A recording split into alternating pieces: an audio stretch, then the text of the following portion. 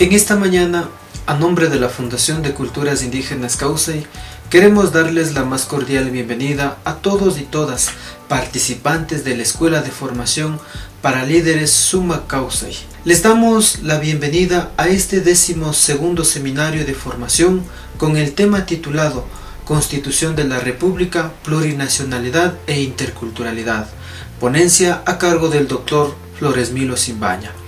Es abogado de profesión, magíster y doctor en historia.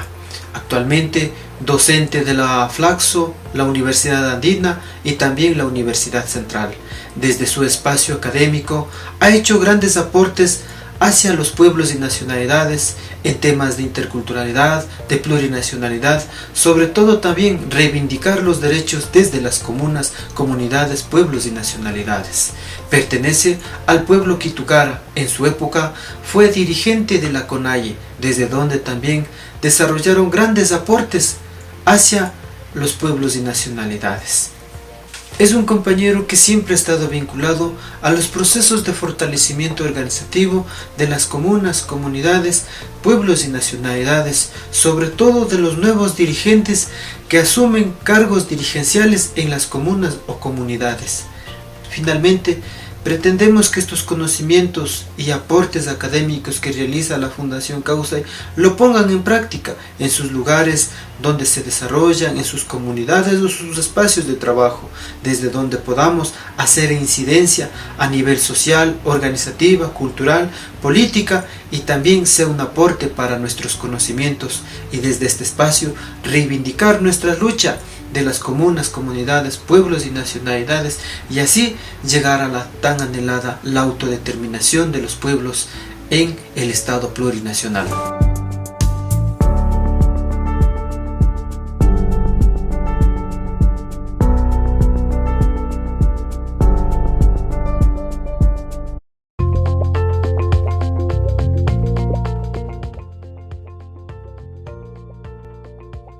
Una de las primeras ideas que ponía el compañero César es nación, Estado,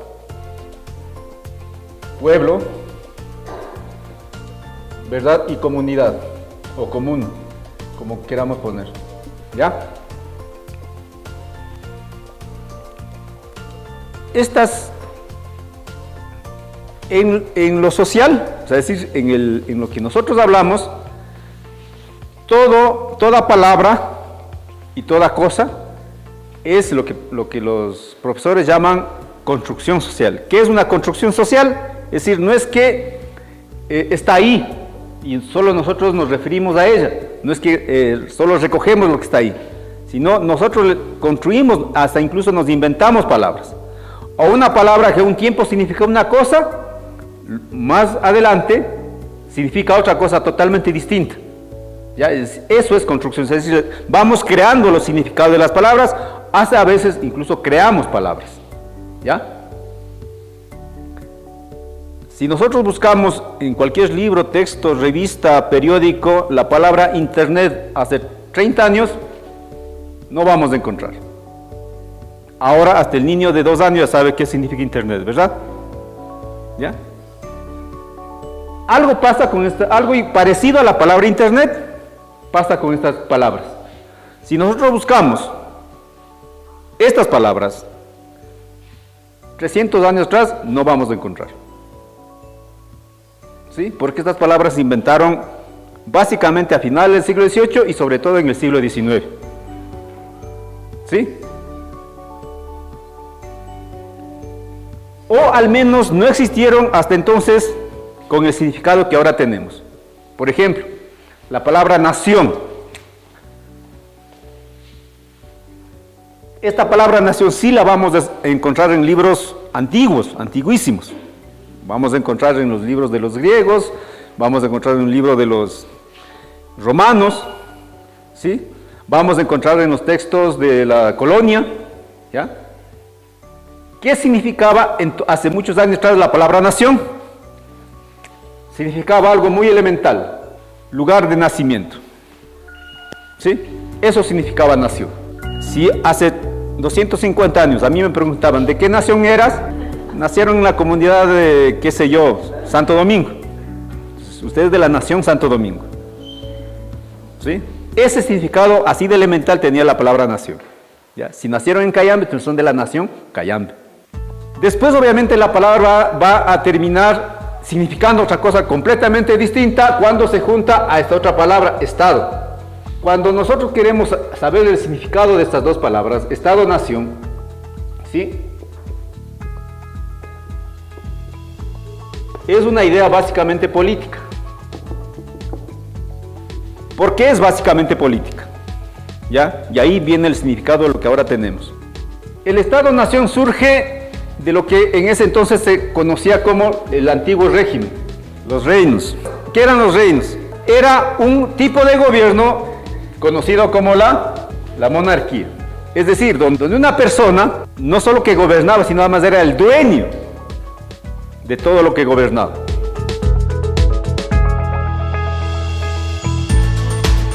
¿Qué hace la Revolución Francesa? Para no entrar en complejidad, no vamos a estudiar, lo que quiero poner es ¿qué hace la Revolución Francesa? Lo que hace la Revolución Francesa es tres cosas, que después es modelo a nivel mundial. Elimina al rey,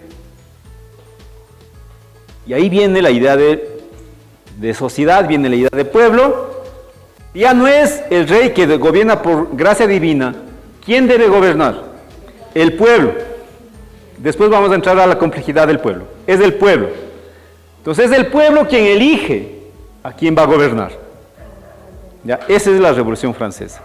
No vamos a estudiar, la Revolución Francesa es mucho más largo que esto, pero para reducir esto. Entonces ya no gobierna un rey, gobierna un gobernador. Si ya no es por gracia divina ni es por sangre, es por reelección popular. ¿Y cómo se gobierna ese pueblo? Dividir el poder. ¿Sí? Divide en tres partes. El que gobierna, el que administra, el ejecutivo, el presidente, el espacio que hace las leyes del Congreso y el espacio que administra la justicia. Tres poderes. La ley, si ya no se gobierna por la voluntad del rey o la voluntad de una persona, entonces viene el imperio de la ley. Se crea la ley. Esas tres cosas.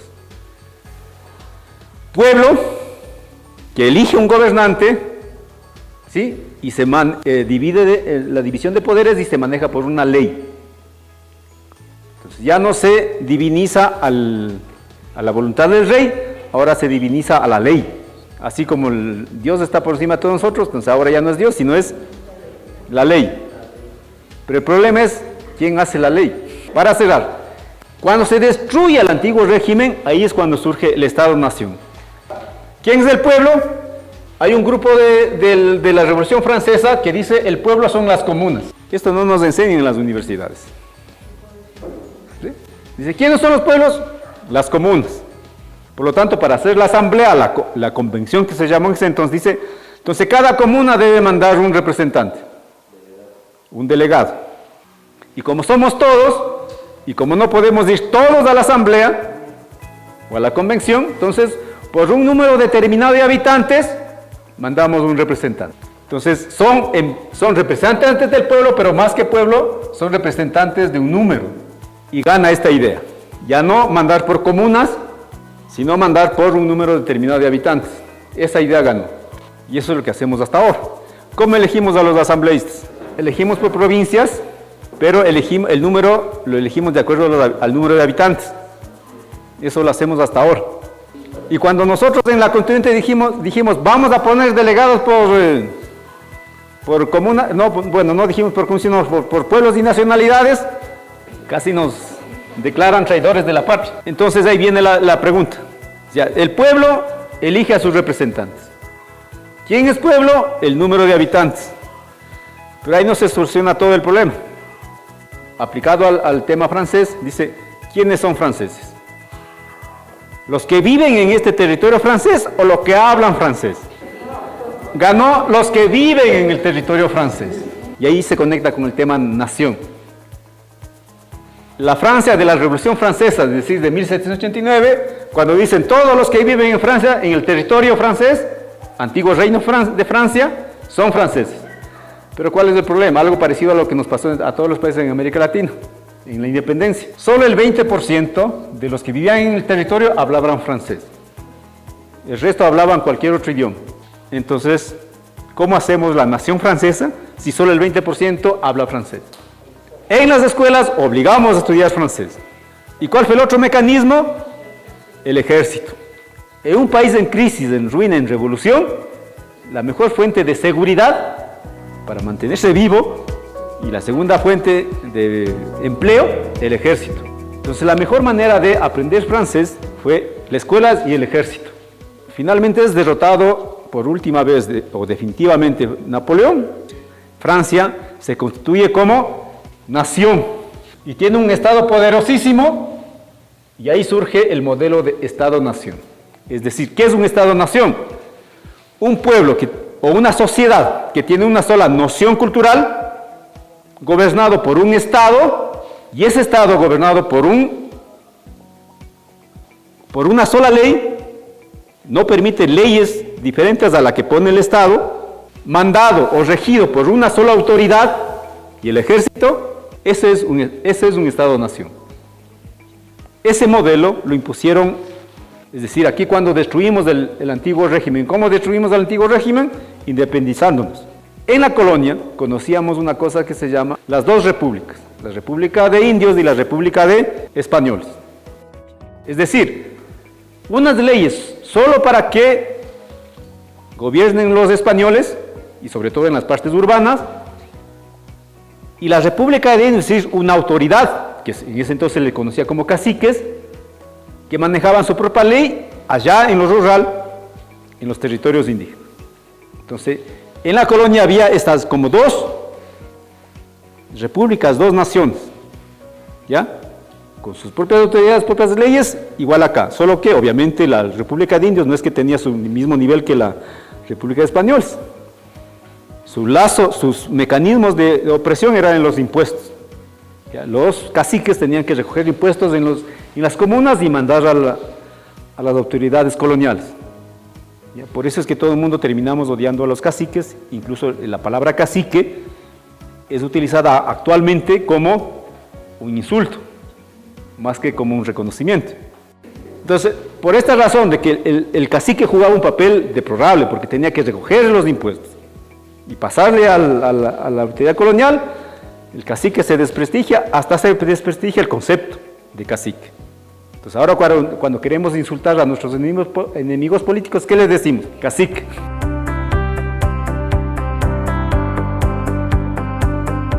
Entonces acá copiamos la parte formal de lo de Europa. Es decir, ya no un rey ni una autoridad, sino un presidente electo, un Estado dividido en tres poderes. Acá tuvimos el mismo problema que tuvieron Francia. ¿Por qué? Acá nos derrotaron a las comunas, aunque nuestra derrota fue mucho más atrás. ¿Cuándo nos derrotaron a las comunas? Nos derrotaron 20 años antes, ¿no? O 40 años, con Tupac Amaru. 10 años antes. 10 años antes de la Revolución Francesa, es decir, como 25 años después de la independencia, nosotros sufrimos la gran derrota de las comunas con la derrota de la rebelión de Tupac Amaru. Y acá en el Ecuador sufrimos una derrota 10 años antes de la revolución de Tupac Amaru, que son los levantamientos de Riobamba y los levantamientos de Otavalo y Cayambe. ¿Qué hicieron acá? Se levantan, viene el levantamiento, empieza en Cotacachi, viene Otavalo, se estaciona un poco en Cajas y luego avanza a Cayambe. La cosa avanza a tales dimensiones, ya no solo es una bronca por tierra, sino ya se vuelve una bronca política y después se vuelve una bronca religiosa, ¿sí? Que el grito es, vuelva el rey Inca. Cuando la revolución llegó al centro de Cayambe, entiendo que es este parque mismo que ahora tenemos, le sacan a la imagen, primero le sacan al cura y le cuelgan, le matan y le cuelgan, y le queman al cura. Y luego le sacan a la imagen de San Pedro y le decapitan a la imagen de San Pedro. No sé si es el mismo San Pedro que ahora está ahí.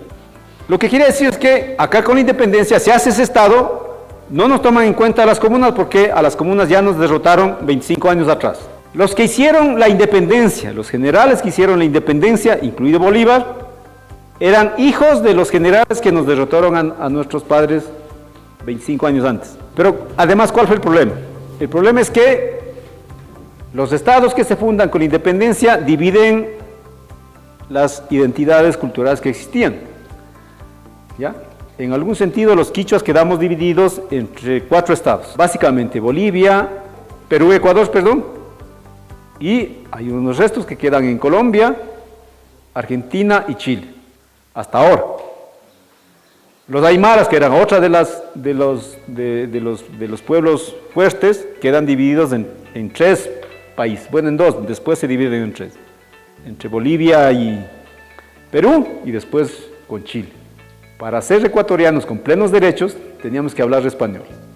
Y acá el problema era mucho más grave que en Francia era el 20%, acá no era ni el 5% que hablaba español. Nada más, porque no era solo hablar español, sino era escribir español. ¿Sí? Entonces, yo era ciudadano ecuatoriano si sabía leer y escribir. ¿Quiénes podían leer y escribir? Solo los hacendados y sus hijos. Y como si esto no fuera poco, además eran solo los hombres. Si una mujer sabía leer y escribir, pero por ser mujer, y además había que tener una renta en dinero o en bienes, que era como 3,000 pesos, algo así, que era una fortuna. Ahora decir 3,000 no suena mucho.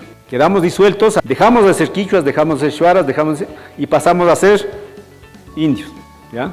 Por eso es que la palabra indio, incluso hasta ahora, es utilizado a veces como insulto, o generalmente como insulto. Los pueblos son disueltos en esta idea de indios. O sea, somos indios y dejamos de tener estructura, dejamos de tener territorio, dejamos de tener todo lo que decía el compañero César. Autoridad, cultura, idioma, todo eso dejamos de tener y pasamos a ser solo indios. Recuperar la idea de nación, de comuna, de pueblo y comuna, nos ha costado casi 200 años. Por eso es bastante difícil, y a veces me preocupa cuando incluso dentro de las organizaciones hay algunos que dicen no queremos ser pueblos o no, ¿sí? Porque construir un pueblo, hay que construirlo, cuesta años. Las cosas en lo social no se construyen así nomás. Entonces, si es que escuchan por ahí ese discurso de que no, esto de pueblos no sirve, que no sé qué, deberían llamarle la atención a esos dirigentes. Y además no solo cuesta esfuerzo, sino también ha costado sangre.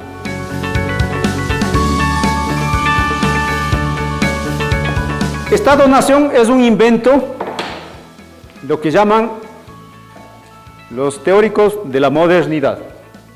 Es decir, es la destrucción del antiguo régimen y la invención de una nueva forma de convivencia.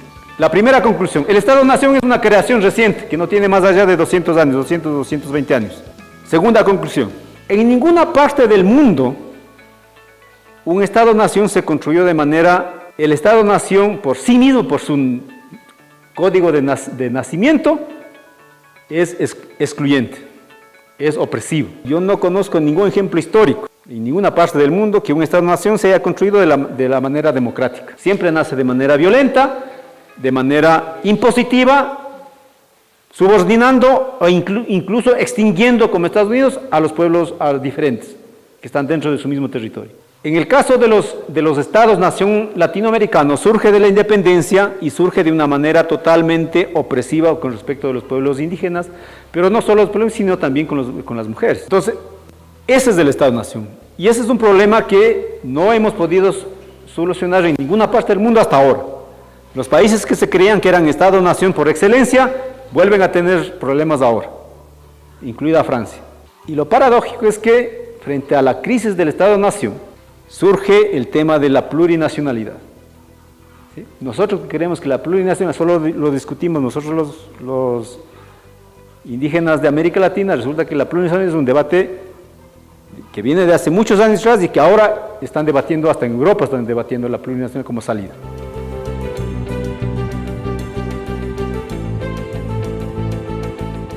¿Cuándo viene el proceso de reconstitución de los pueblos indígenas?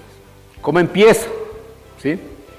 Eso, contrariamente a lo que se suele decir de la palabra ancestral, eso es un fenómeno mucho más moderno que el Estado-Nación. ¿Ya? Es un fenómeno propiamente del siglo XX.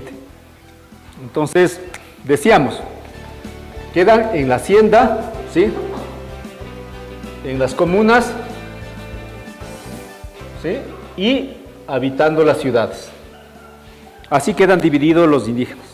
Esto no quiere decir que las luchas de los pueblos indígenas no se hayan cortado. Adquieren distintas formas, ¿sí? Una de las primeras formas que ya venía dándose en la colonia es la lucha jurídica. Hay juicios que los indígenas dan al Estado colonial, digo, al Estado independiente, pero desde siempre se meten en juicio por todo. Hay juicios por tierras, hay juicios por juicios de tierras entre comunidades o indígenas, propietarios indígenas con hacendados. Hay juicios de los indígenas contra el mismo Estado, a nivel de parroquia o a nivel de alcaldía.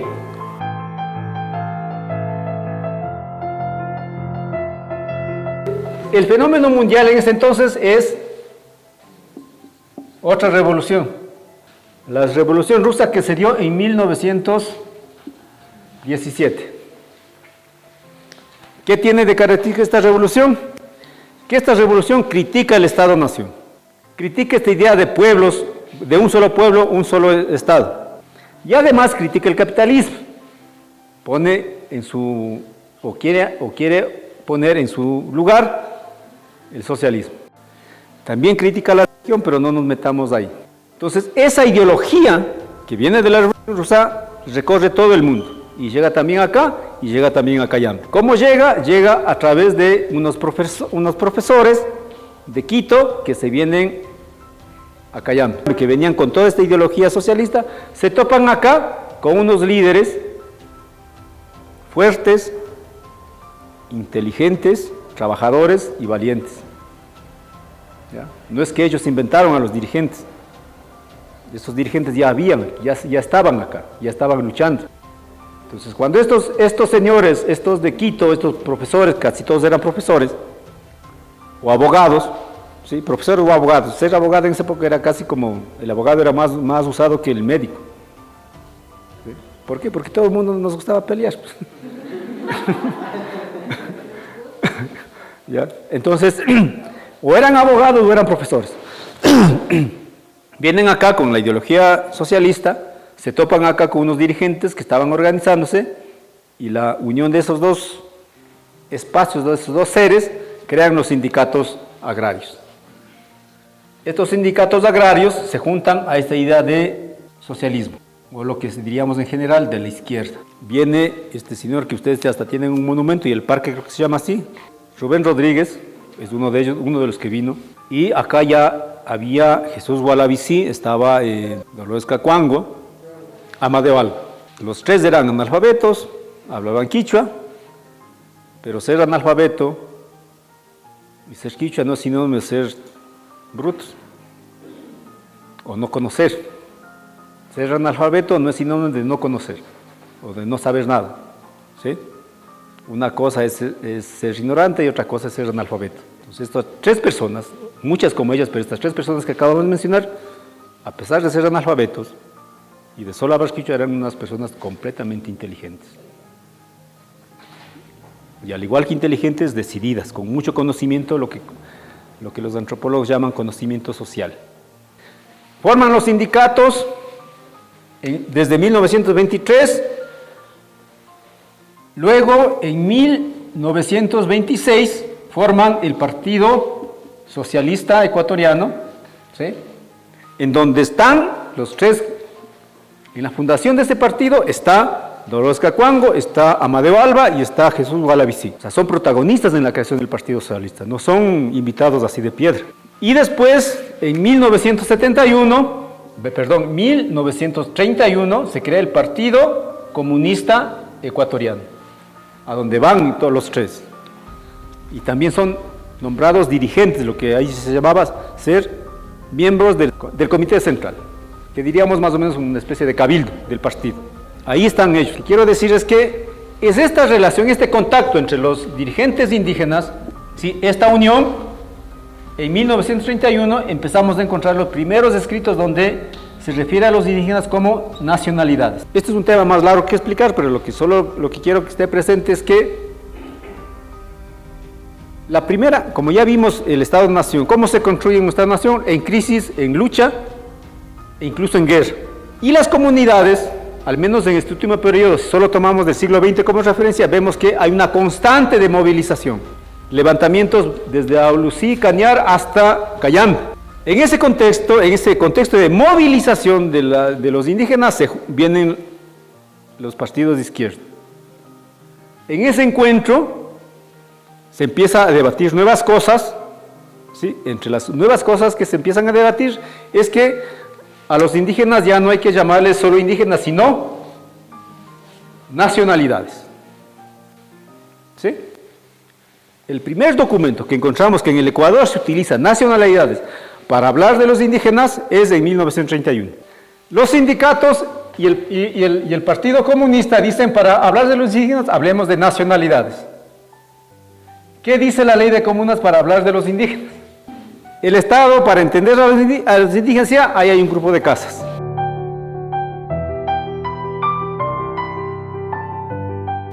Nacionalidad. ¿Qué es la nacionalidad? Este es un concepto que se viene desde el siglo XIX. La nacionalidad es la pertenencia a una entidad social, a un cuerpo social, como queramos entenderlo esto, ¿sí?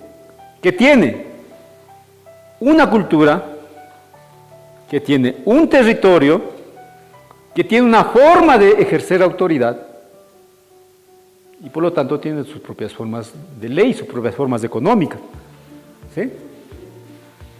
¿Sí pueden ver la diferencia entre lo que se peleaba y lo que decía el Estado? Decía, nacionalidad, ¿qué es? Nacionalidad, que tiene una cultura, que tiene una historia además, porque es importante la pelea por la historia, porque en esa época decían que nosotros no tenemos historia, como no sabemos escribir, por lo tanto no tenemos historia. Que tenemos una cultura, tenemos una historia, tenemos un territorio, tenemos una forma de autoridad, de ejercer autoridad, y por lo tanto también una forma de leyes, ¿sí? Y de hacer conocimientos también. Entonces, ahora la idea es volverla a reconstituir utilizando esta palabra que se llama nacionalidad.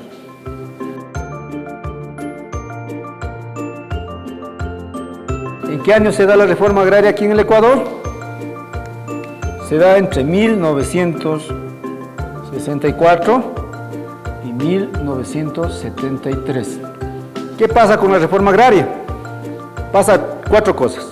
La primera que pasa es que se reparten muy pocas tierras. ¿Sí? La mayor parte de las haciendas que se entregaron a la gente, a los ex trabajadores de haciendas, a los ex guasipongueros, no fue por adjudicación, fue por compra-venta. Muchos de sus papás todavía estaban teniendo esas deudas. La primera cosa. La segunda cosa de la reforma agraria, que la mayor cantidad de tierras que se repartieron no fueron de las haciendas, sino fueron por colonización. La ley de reforma agraria se llama así, ley de reforma agraria y colonización. ¿En dónde fueron a colonizar? En la Amazonía y en el norte de la costa ecuatoriana, básicamente Esmeraldas y una parte de... La reforma agraria ecuatoriana no tuvo nada de repartición de tierras, sino de venta y de colonización. Y con eso a los hacendados les dejaron libres. Lo único que les exigieron a los hacendados es que modernicen sus explotaciones de producción, que industrialicen en algún sentido y que ya desaparezcan los guasipungos y les sirve un contrato de trabajo a los trabajadores. Provocó una gran migración interna. ¿Sí? La gente medio se sintió liberada de las haciendas y se fue. No quiso saber más. Se vino a Quito, se fue a Cuenca, o bajó a Riobamba, Ambato, pero sobre todo se fueron a Guayaquil. Entonces, gran parte de los guayaquileños no son guayaquileños. Gran parte de los guayaquileños no son monos. Antes de 1960, la región más poblada era la sierra y de la sierra, la región más poblada, era Riobamba. Y antes de la reforma agraria, el 60% de la población vivía en el campo. En 10 años de reforma agraria sufre un viraje completo. Ya solo el 40% queda viviendo en el campo y el 40% queda viviendo en el campo y el 60% ya se encuentra en la ciudad. ¿Sí? Eso es un cambio brutal. Aunque suene exagerado decir esto, pero pasamos de ser una cultura rural a ser una cultura urbana. Obviamente es un proceso, pero diríamos que la cultura urbana ecuatoriana no tiene más allá de 40 años. Y la cuarta cosa, que es lo fundamental, para entender por qué se vuelve a recuperar el tema de la nacionalidad para describir a los indígenas, es que dejamos de ser peones guasipungueros y pasamos a ser propietarios, ya sea que hayamos comprado o hayamos ido a colonizar. ¿Sí? Y pasamos a ser propietarios, algunos individuales, pero la gran mayoría propietarios colectivos, ya sea en comunas o en cooperativas. Solo hablando a nivel de comunas, pasamos de 400 comunas a 6.000 comunas. Y pasamos a vivir solo en comunas o en ciudades.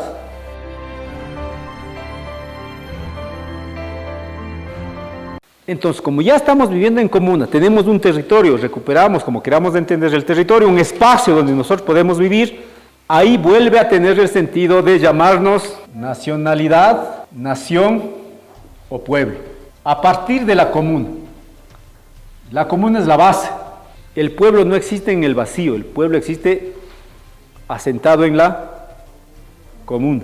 ¿Por qué? Porque el pueblo y la nacionalidad, como ya pudimos ver, es una construcción social, es un proyecto político. Pero para que esa construcción social, para que ese proyecto político tenga cuerpo, tenga realidad, necesita un cuerpo realmente existente, previamente existente. ¿Cuál es ese cuerpo realmente existente? Una comuna puede estar ahí aunque no tenga proyecto político. Por cultura, por razones culturales, por razones territoriales, existe la comuna y puede estar, aunque no cree en el Estado plurinacional. Pero la comuna va a estar ahí. Si a esa comuna le juntamos con un discurso, con un proyecto político, tenemos o le podemos dar vida a la nacionalidad, a la nación y al pueblo. Para fortalecer al pueblo, a una nacionalidad, tenemos que primero empezar fortaleciendo la comuna, comunidad, como queramos entender. Decía que la primera vez que hablamos acá de nacionalidades, que es la base de la idea de plurinacionalidad, de plurinacional, empezamos en 1931 a hablar de nacionalidades. En la reforma agraria se pierde la idea de nacionalidades, pero la volvemos a recuperar en los años 70, 1970 en adelante, empezamos a volver a utilizar la palabra nacionalidad. ¿Por qué? Porque los indígenas aquí, como en toda América Latina, porque en toda América Latina se dio, sobre todo en la área andina, se dieron las reformas agrarias, ¿sí? En el caso ecuatoriano, acá la mayoría de los pueblos indígenas empezamos a vivir en comunas. Y la comuna es la base de recuperación, no solo de tierra, sino de cultura y de memoria histórica. ¿Sí? Porque, repito, la comuna, aunque la palabra sea europea, la comuna, en el sentido de lo colectivo, viene desde la memoria del ayllu. En algunos casos, sobre todo en el sur de Saraguro, el ayllu todavía existía en esa época. Entonces, como ya tenemos una base en que asentarnos para pensarnos como pueblos, ¿sí?, se vuelve a utilizar la palabra nacionalidad. Entonces, hay la academia que empieza a hablar de nacionalidades y el mismo movimiento, y el nuevo movimiento indígena empiezan a hablar de nacionalidad. ¿Sí? Hay historiadores ecuatorianos y extranjeros que vienen a Ecuador y dicen, no, vea, cierto, aquí sí hay nacionalidades. Es la existencia de las comunas, y no solo las comunas por sí mismos, sino en acción, luchando, porque ya hay el Ecuarunari, si ya se está pensando en una organización nacional comunitaria, que después vendrá a ser la CONAIE.